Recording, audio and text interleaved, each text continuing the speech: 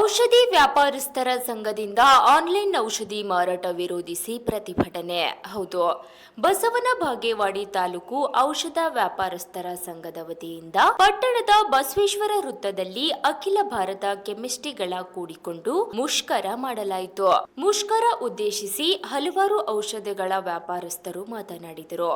ಈ ಸಂದರ್ಭದಲ್ಲಿ ಅಖಿಲ ಭಾರತ ಕೆಮಿಸ್ಟ್ರಿಗಳು ಮತ್ತು ಡ್ರಗ್ಗಿಸ್ಟ್ಗಳ ಸಂಘಟನೆಯ ಅಧ್ಯಕ್ಷರಾದ ಪ್ರಭು ಪಟ್ಟಣಶೆಟ್ಟಿ, ರಮೇಶ್ ಎಳಿಮೇಲಿ, ಶ್ರೀಕಾಂತ್ ಕೋರಿ, ಅಶೋಕ್ ಮುಳುವಾಡ್, ಮಹಾವೀರ್ ಹುಸ್ಮನಿ, ಶ್ರೀಕಾಂತ್ ಕೊಟ್ರಶೆಟ್ಟಿ, ಎಸ್ಕೆ ಮಠ ಮುಂತಾದ ಔಷಧ ವ್ಯಾಪಾರಿಗಳು ಉಪಸ್ಥಿತರಿದ್ದರು. Bureau report Ravi ಕೋಲಾಕಾರ.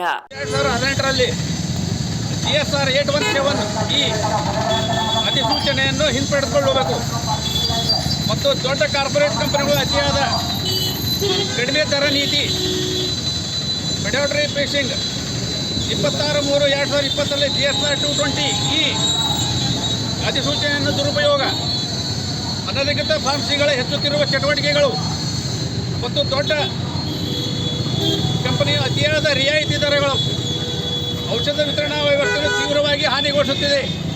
ಚಿಕ್ಕ ಪುಟ್ಟ ಔಷಧ ವ್ಯಾಪಾರಸ್ಥರಿಗೆ ತೊಂದರೆಯಾಗುತ್ತಿದೆ.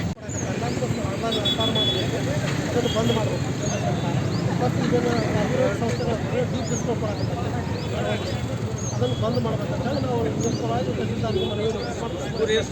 ನಕಲಿ ಔಷಧಗಳನ್ನು ತಯಾರು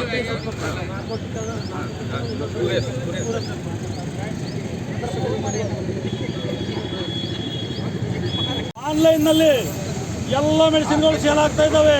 ಅದರಿಂದ ದುರುಪಯೋಗ ಆಗ್ತಾ ಇದೆ. ಯುವಪಿಗೆ ಹಾಳಾಗ್ತಿದೆ, ನಮ್ಮ ಯುವ ಜನಾಂಗ ಹಾಳಾಗ್ತಾ ಇದೆ. ಅದು ಎಲ್ಲ ಹಾಳಾಗಬಾರ್ದು ಅಂತ ಉದ್ದೇಶದಿಂದ ನಾವೆಲ್ಲ ಅಂಗಡಿ ಬುಕ್ಕಟ್ಟು ಬಂದ್ ಮಾಡಿ ಇವತ್ತು ಹೋರಾಟವನ್ನು ಹಾಕೊಂಡಿದ್ದೇವೆ. ನೋಡ್ರಿ, ಒಂದೇ ಒಂದು ಕರೆ ಮಾಡಿ ಒಂದು ಬುಕ್ ಮಾಡ್ತಾನೆ. ಯಾವುದೇ ಮೆಡಿಸಿನ್ ವಿತಿನ್ ಒಂದು ನಿಮಿಷದೊಳಗೆ ಅವ್ನು ಮೆಡಿಸಿನ್ ಬಂದು ಮುಟ್ತೈತಿ. ನಾವು ಮೆಡಿಸಿನ್ ಸೇಲ್ ಮಾಡ್ಬೇಕಾದ್ರೆ ಕೆಲವೊಂದು ರೆಸ್ಟ್ರಿಕ್ಷನ್ಗಳಿದಾವೆ.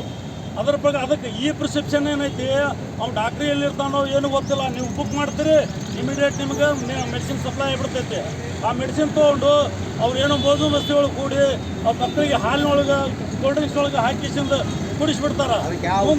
ಅದಕ್ಕೆ ಯಾರು ಹೊಣೆಗಾರ ಅನ್ನೋದು ಇನ್ನೂ ತನಕ ಯಾರಿಗೂ ಗೊತ್ತೇ ಆಗಿಲ್ಲ. ಇಷ್ಟು ಗಂಭೀರ ಚಿಂತನೆ ಇತ್ತು ಬಂಧುಗಳೇ. ಅದಕ್ಕೆ ಅಂಥ ತೊಂದರೆ ಆಗಬಾರ್ದು ಅನ್ನೋ ಉದ್ದೇಶದಿಂದ ನಾವೆಲ್ಲ ಸ್ಟ್ರೈಕ್ ಮಾಡ್ತಾ ಇದ್ದೀವಿ.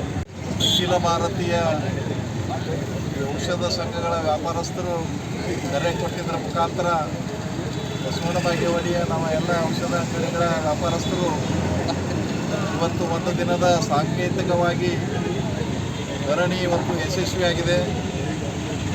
ಈಗಾಗಲೇ ನಮ್ಮ ಹಿರಿಯರಾಗಿರ್ತಕ್ಕಂಥ ಎಲ್ಲರೇ ವ್ಯಾಪಾರಸ್ಥರಿಗೆ ಯಾವ ರೀತಿ ತೊಂದರೆಗಳಾಗ್ತಾ ಇದೆ.